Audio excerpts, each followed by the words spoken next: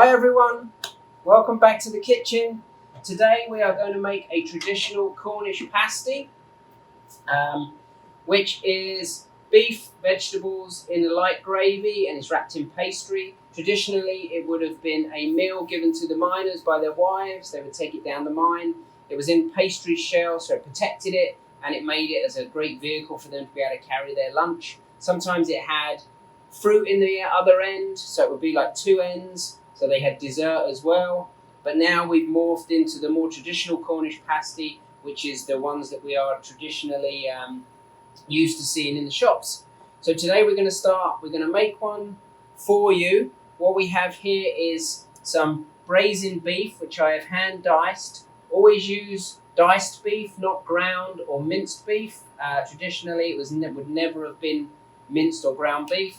We have chopped up onion, carrot, and rutabaga in here, and we're going to start by making the stew, which is the filling.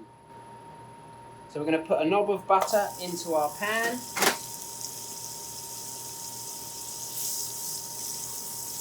Just melt that down. And then, like I said, here we have the onions, carrots, and the rutabaga.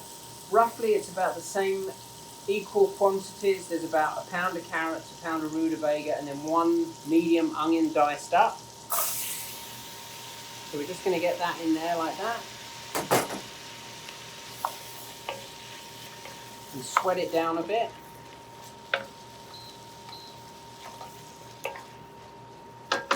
And like I say, for the beef, it's diced beef, not ground or minced. And that just gives a nice texture for when you're eating the Cornish pasty. And it gives it more of a bite to it and makes it a bit more filling. So with our carrots and onions and rutabaga or swede, we're just sweating that down. We're going to add our meat.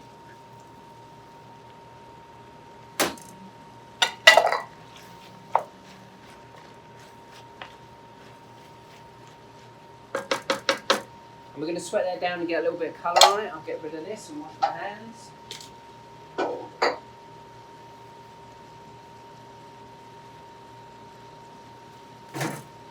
Okay, so also going in are some potatoes. We've peeled the potatoes.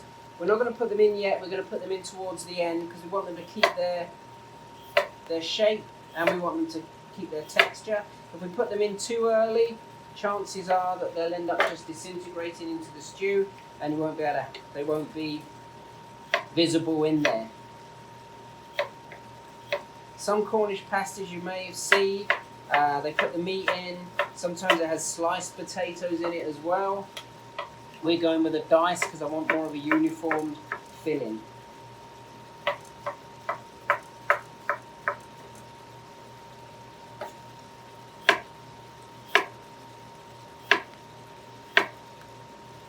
So as you can see, all of our ingredients are pretty much the same size.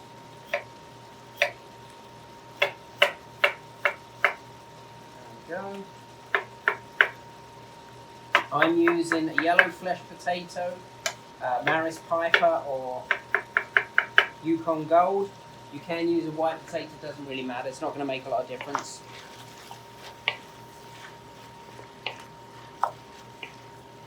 So going into our stew, we have some fresh beef stock that we've made. We also have some tomato paste. We're going to use a bit of flour to thicken it. And obviously we've got some salt and some pepper. And we've got some fresh thyme that we're going to put in. We're going to put the fresh thyme in. Now give it a nice flavour.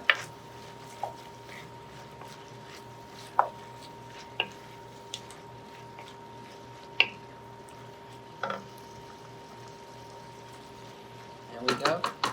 So the beef stock is a beef stock that we've made. We use beef bones and vegetables and we boil them and then reduce them down and give us like a intense flavour. You can use some stock cubes if you wanted to, or you can use store-bought stock. Lots of the shops have them now if you want to use that. But we like to go with the one that we've made because it's already got a nice bit of colour to it, which is going to give us our gravy for our Cornish pasty a lot more colour and a bit more character. So our vegetables and our meat are sweating down nicely. I'm going to add a couple of tablespoons of tomato paste. And that's just going to give our sauce a richness. Don't forget to cook the tomato paste in. Sometimes if you use like a thicker one, it can have a bit of a bitter flavour, so it's good to get it cooking in, fry it in the butter, and that will help you release the tomato flavour and get rid of the bitterness.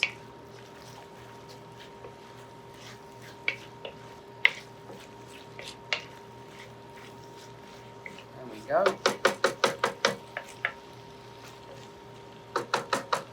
Okay, so the idea of the flour, we're going to create a bit of a roux, and then that is going to give us our thickness for our gravy.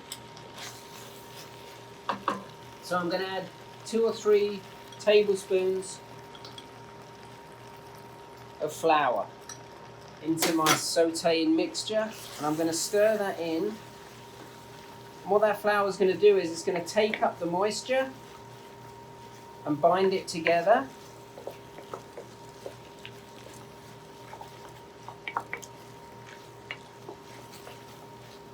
Like so. And we're just going to let that cook for a minute or two just to get some of the flour flavour out. And also it's going to brown a little bit on the bottom, and then when we add our beef stock to it, it's going to deglaze the pan. Those flavours are going to come back up into the sauce, and it's also going to give the sauce a bit of a darker, rich colour.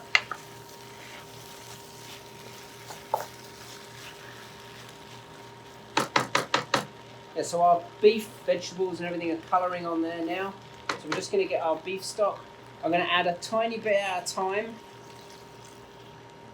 just to take up our flour and create our sauce. If you add it all in at the same time, chances are you'll end up with a lumpy sauce with chunks of flour in it, and you don't want that at all.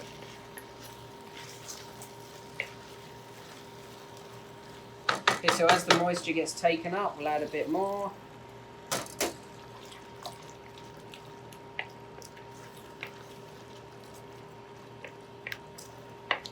And as you can see, our gravy sauce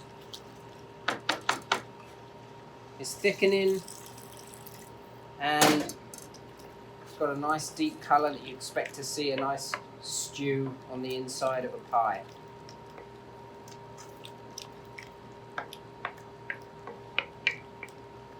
This is going to simmer for quite a while, and you want it to thicken, and you want the simmering is going to tenderise your beef and your vegetables. The cut of beef that we use braising. It was a piece of chuck braising, and then I diced it up nicely. It's got a nice high fat content. When you cook it, it gives you a nice tender meat. Anything too lean is going to be too dry and won't be as nice. So use a nice piece of braising beef that's got some good fat content in it.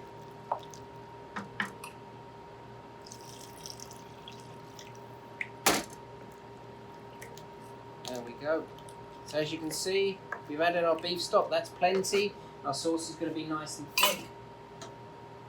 We have some fresh thyme, which I've got here, and I'm going to cut some of that up. It's nice and fresh, so we're going to chop it up, and we can use those stalks. Are going to cook in, so I'm not worried about them. If it was a bit older and it was a bit woody, I would have stripped the leaves off and then added it in, but this is going to be fine the way it is. There we go. So we'll add that in there, like that. And then we're going to let that simmer uncovered for about 40 minutes. And then once that's done, we're going to add the potatoes. So we're going to give that a chance to cook, and I'll be right back. Okay, so we're back into the kitchen. As you can see, our stewed beef and vegetables has been simmering now for about 40 minutes. The gravy's got a nice colour. We're going to add our potatoes into it, like so.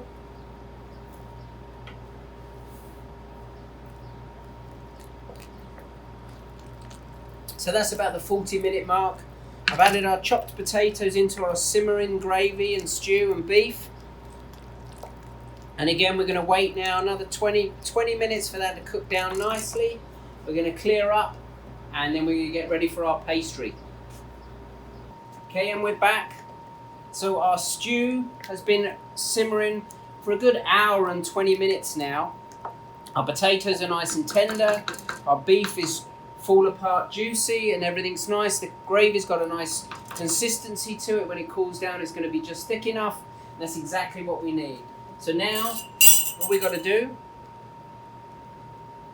is check our seasoning. Bit of fresh ground pepper. Sprinkling of salt.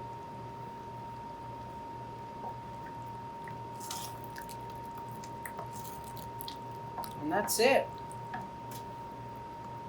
Fresh spoon.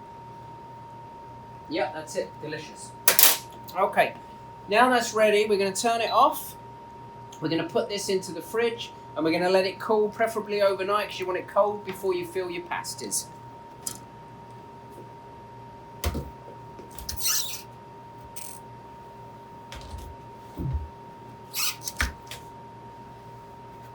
Luckily, in good TV tradition, here's some that we prepared already. I'm just going to make a bit of room. Okay, so here's our finished filling. It's been filling overnight. We've got enough here to make a couple of pasties. What we're going to do is, I've got two pastry formats that we're going to use, just to give everyone a chance. I have some store-bought puff pastry here, and I have some short crust pastry that I made a little while ago and just put in the fridge to refrigerate it. Ideally, I would use short crust pastry. It's going to be stronger. It's going to give you more of a durable pasty. Although the puff pastry is nice because it gives you that nice flaky texture on the outside. So what we're going to do is we're going to do it in two different ways so that each pastry format is optimized. Okay, so we're going to start with our puff pastry. This was frozen, and I've taken it out of the freezer and defrosted it in the fridge.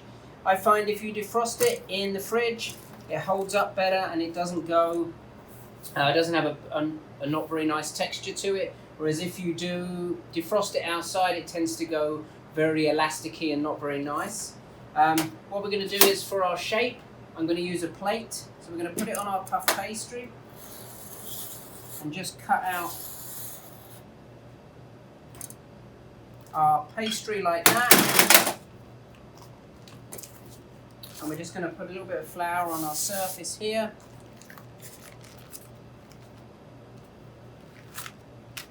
And there we go. So we have this nice round of puff pastry that we're going to use. I'm going to pop that back in the fridge. And we'll use that later.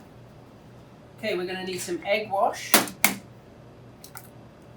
So we're going to crack an egg there. Get our pastry brush.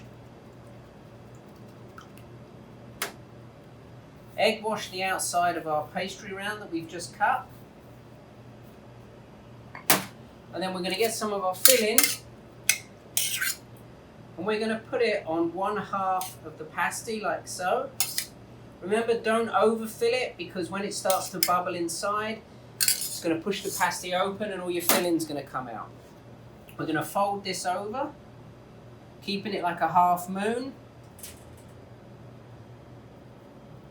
And then we're going to carefully, with our fingers, crimp the edge, like so.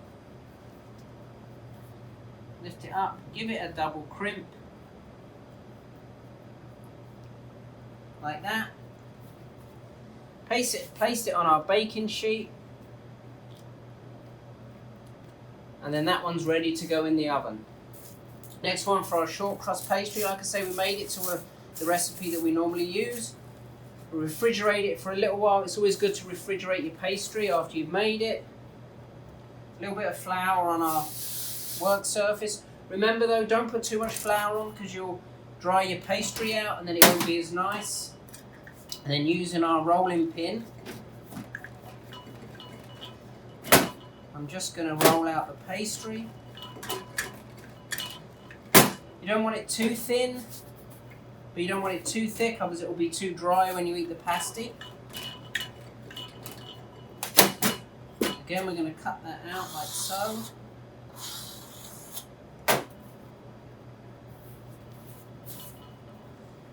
If you wanted to make bigger ones, you could obviously make bigger ones. I just find that this size is nice. It's easy in your hand, easy to cook. Egg wash again, like the other one, around the edge. Like so. Just clean up my mess. There we go. Okay, and again, this time we're going to lay the filling down the middle. And again, we're not overfilling it because we don't want to push the pasty open. But this time we're bringing it up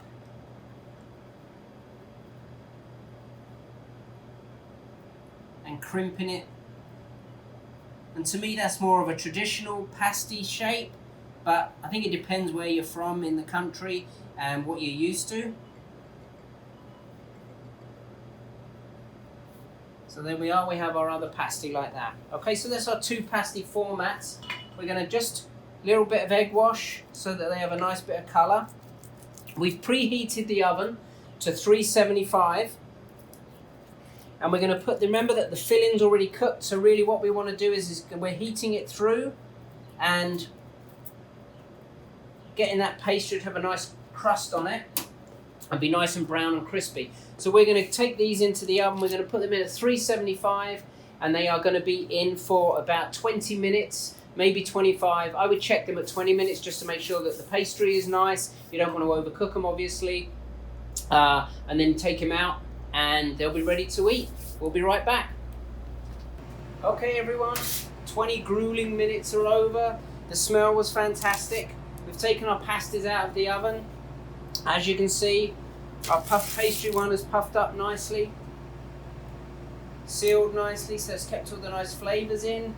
And then our short crust pastry one, the same, the seal's nice, the pastry's all nice and golden, nice and crispy. They look perfect. So that's pretty much it. Hope you enjoyed it. Hope you enjoyed the pasties. Look forward to hearing about your comments on how they turned out when you made them.